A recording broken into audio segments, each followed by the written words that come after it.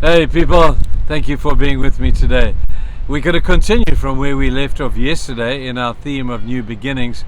We were talking about Moses, and Moses, who didn't even know he'd been given a new beginning when Pharaoh's daughter picked him up out of the bulrushes, took him home and nurtured him and kept him and raised him basically as her own child in a very privileged environment.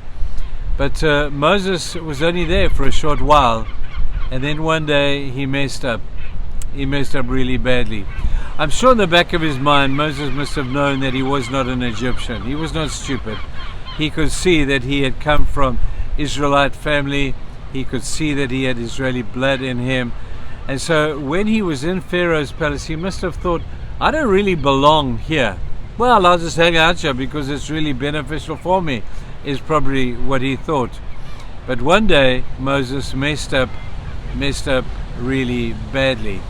He killed an Egyptian, and I would say that it wasn't a bad thing that he did. Actually, the Egyptian was beating up an Israelite and was being cruel and unkind, and Moses couldn't stand it anymore, and he stood up and he hit the Egyptian and he killed the Egyptian and buried him in the shallow grave.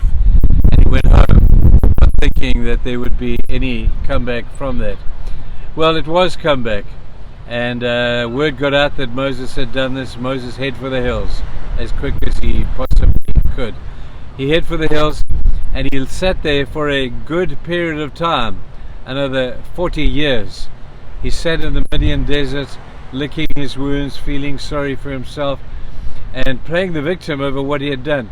What he had done was probably not the best thing that he could have done, but he was now playing the guilty man, and he sat in the desert looking after sheep. Well, all was to change when at a burning bush one day God came to Moses and said, hey Moses, do you want a new beginning? A new beginning. I want you to go to Egypt, and I want you to tell Pharaoh to let all of my people go. And Moses was totally confused, and for a number of reasons he said, but Lord, I can't go back there. First of all, I don't know who you are. I don't know who I am. I don't know what's going on here. But I can't really go back there. I'm a wanted man. And God said, you can go back. That generation is gone. You can go back now and fulfill my purpose. I love the story of the burning bush, don't you? A point at which he came in his life where he said, let the past be the past, and let me move on into the future to pursue the things that God has for me. Folk, I don't think there's a person amongst us who hasn't messed up in some way. And probably one of our greatest fears is the fears of being found out. Well, God knows about that thing. God knows about that thing that you have done or did or whatever it was. But he says to you, you want a second chance? Meet me at the burning bush. And at the burning bush, God revealed himself to Moses in a way Moses didn't even understand completely.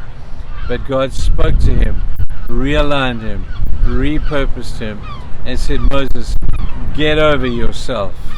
It's time to move on. People, I say that with all kindness, but I do know that there will be times in your life where you're going to be sucked back into the old way of thinking. Well, I'm going to tell you the same thing. Get over yourself. Get over yourself and move on into the realm of which God has for you. There's no place in God's agenda or in God's army for people who want to play the victim. They have to pick up themselves, dust themselves off and say, that was yesterday. I have repented of whatever it was before God. I've made right with man as best that I can.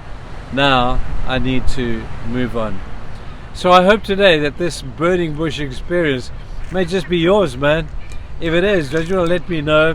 Don't let me know that you too have met God at the burning bush, and he's redirected and realigned you and reassigned you to a life full of purpose, because his kingdom needs you. People, I don't think you realize how much there is at stake right now. I hope that we get this thing right. Have a good day. Bye.